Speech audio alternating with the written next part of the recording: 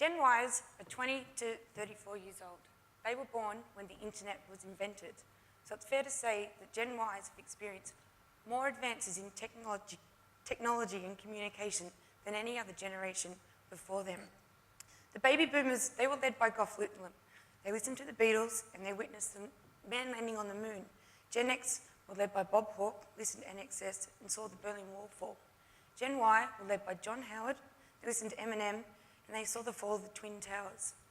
The inherent characteristics of each of the generations are very, very different to each other and often contradict each other.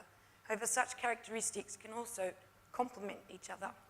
So while you can't stereotype a generation, Generation Y, you have to admit, are very different to any historical generation before them. And this includes the way that Generation Y communicate. They like short, sharp information. They're very busy people. So why should you care about communicating with Generation Y? So here's a fact. By the year 2025, 75% of the global workforce will be Gen Ys. So therefore, it's really, really important that information and knowledge is transferred down through the generations such that Gen Y can continue the efforts of our previous generations, especially in the workplace. So communication is just like selling a message, and we've come up with SEL. S is for simultaneous, E is for edutainment, and L is for language. So I think Vince Cavello was onto something already when he said you have to communicate messages in threes. I don't think you'll find a generation better at multitasking than Generation Y. Typically tech-savvy, creative, with lots of energy, Gen Y are fantastic at using multiple channels to communicate because they're awesome at simultaneous communication. Long gone are the days of snail mail, the telephone, or face-to-face meetings alone. If you want to effectively communicate with Generation Y, then you're going to have to use different media, different technology, and a range of different formats. But this rings true also for how Gen Y access their information. And this is one of the fantastic reasons that the new look AIOH website has what's called responsive design. And in simple terms, that means it just looks totes awesome no matter what device you use to access it.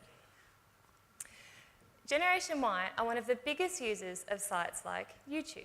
And where previous generations might have resorted to using the 392-page hard copy user manual to figure out how to use something, Generation Y are more likely to get online, pop onto YouTube and see how to do it in real time. So make sure you have a video. What's edutainment? It's a multitasking experience about having fun and learning at the same time. It's a format Y Gens love because it educates and entertains. It also saves their precious time because it has twice the value of spending time on only one activity alone. Y Gens are the first generation to be immersed in the internet, technology and social media. So cleverly designed content will inform and engage them. The days of talk and chalk are over and Y Gens want fun, relevance and practical skills. They want to know what's in it for them. So mix it up. Use a variety of videos, cartoons, graphics, real-life examples, interactivity, participation and collaboration. Think diversely how to capture them. And for safety training, deal with the now, not the long term. And even for PPE, this generation want fashion looks, new colours and accessories to adapt to their individual sense of style. So L is for language. And let's face it, Gen Y speak another language. So the way we communicate and the message and the language we use is really important. Gen Y like to be consulted and involved. We often learn more effectively from our peers. We want to add value from day one, so two-way communication is really critical. And let's face it, that 500-word email just won't get read.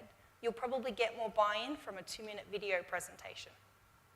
Now, you totes need to learn the lingo of Gen Y. It's a whole new world out there of cool acronyms, BTW.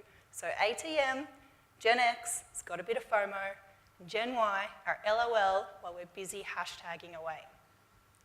Now, a public service announcement on the use of emoticons. This is Gen Y language. We can have a whole conversation in emoticons. Yes, Alan, in under 140 character limit.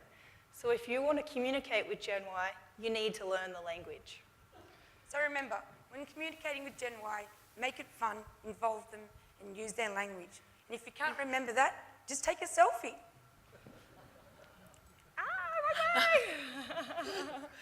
Let me take a selfie.